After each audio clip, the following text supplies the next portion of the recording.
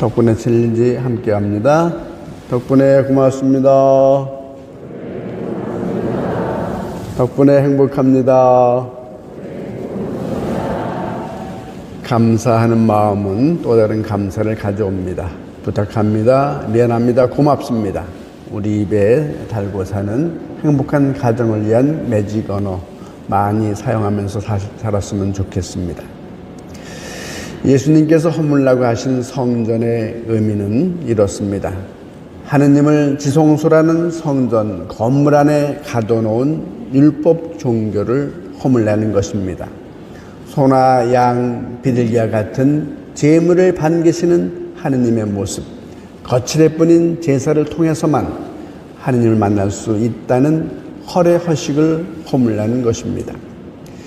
매주 주일 미사에 참여하면서 영성체하고 신공에만 관심 갖고 일상생활 속에서 하느님의 법은 간직하지 않고 신자다움을 보이지 않는 우리 자신들을 정화하라는 그런 촉구입니다. 사랑의 실천, 섬김 수행 이런 것은 무관심하고 예식에 참석이나 반복하고 이런 종교를 허물라는 것입니다. 그래서 아모스 예언자는 이렇게 외친 바 있습니다. 너희의 분향자 냄새가 역겹다. 살찐 짐승을 잡아 바치는 너희의 그 제물도 거들떠 보지 않으리라. 시끄러운 노랫소리 내 앞에서 집어치워라. 다만 정의를 강물처럼 서로 위하는 마음, 공정을 겨울처럼 흐르게 하여라. 아모스서 5장의 말씀입니다. 이렇게 보면 오늘날에도 정화하고 허물어야 할 것들이 참 많이 있습니다. 하지만 우리가 정화해야 할 요소와 그 반대로 더 계승하고 또 발전시켜야 할 부분도 숙고해야 할 것입니다. 성전을 상술에 이용하려는 그런 잘못된 그런 전통, 악행에 오늘 예수님께서는 분노의 채찍을 드셨습니다. 그리고 이제 진실로 당신 희생의 십자가를 지라고 또 우리에게 그렇게 가르쳐주고 계십니다. 성전의 의미를 대개 세 가지로 이렇게 정리할 수 있겠습니다. 우선 하느님의 집이라고 하는 이 성전, 예수님 말씀하시는 성전은 세 가지 측면을 봅니다. 하나는 기도의 장소입니다. 형제들과 더불어 하느님을 섬기고 찬양하는 곳이 성전입니다. 하느님을 섬길 때 깨끗하고 순수한 마음으로 해야 합니다. 자기 욕심을 이루기 위한 기도는 참된 기도가 아닐 것입니다. 그러므로 성전에서의 기도는 자신의 삶에서부터 시작되어야 하겠고 하느님의 뜻을 따르지 않고 주님 법을 마음에 새기지 않는 그런 성전에서의 기도는 참된 기도일 수 없습니다. 예수께서 성전에서 장사꾼들을 쫓으신 것도 하느님을 잘못 섬기는 것을 그렇게 질타하신 것입니다. 두 번째로는 예수님 당신 몸이 성전이라고 하셨습니다. 이 성전을 허물어라 사흘 안에 다시 세우겠다 하신 그 말씀입니다. 우리는 제물을 드리며 예수 그리스도를 통하여 기도합니다. 너희가 나를 떠나서는 아무것도 할 수 없다. 이렇게 가르친 사도 요한의 말씀처럼 예수님을 통하지 않고서는 하느님을 만날 수 없습니다.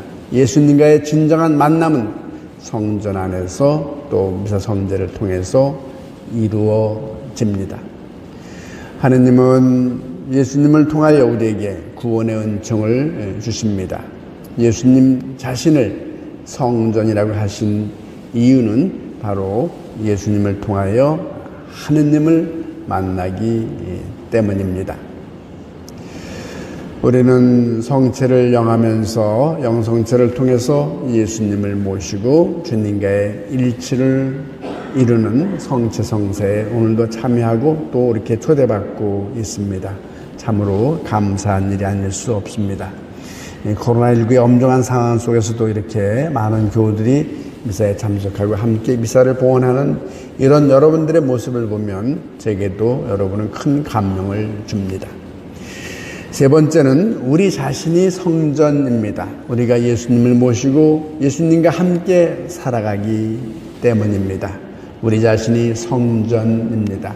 사도 바오로는 우리 몸을 성전이라고 불렀습니다.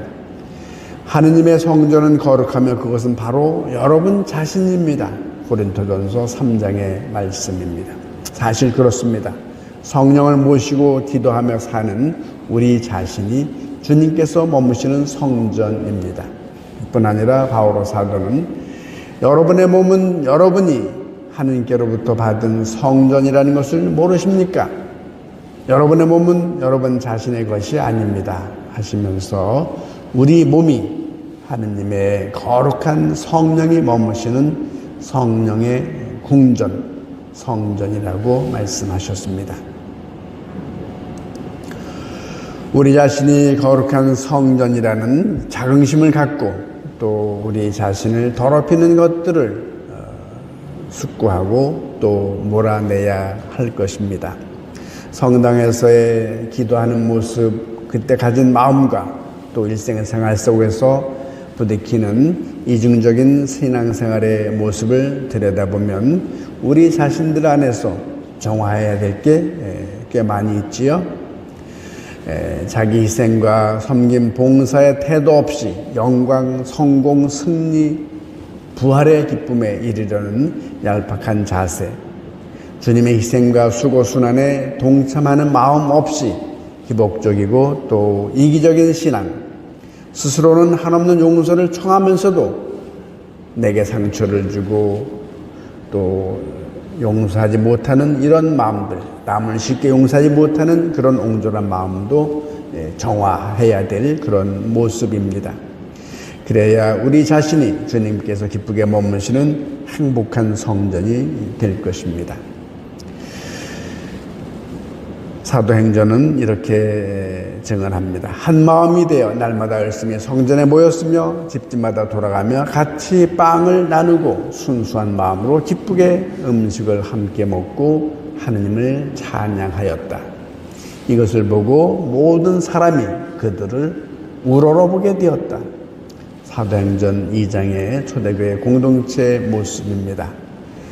기쁘게 찬양하고 행복해하는 나의 모습, 이걸 보고 내 친구들이, 우리 가족들이 우러러보고 칭찬하도록 그렇게 증거해야 할 것입니다. 성전에 드러나는 우리 교우들이, 성전에 드나드는 우리 교우들이 초대교회 신도들 가졌던 그 초심으로 그렇게 지나면서 생활한다면 어찌 축복을 받지 않을 수 있겠습니까? 하느님의 성전인 우리 자신을 맑고 또 밝고 향기로운 마음, 너그럽고 여유 있는 아름다운 마음, 사랑하고 용서하는 자비지심으로 가꾸어 나간다면 얼마나 행복하겠습니까? 잠시 묵상하겠습니다.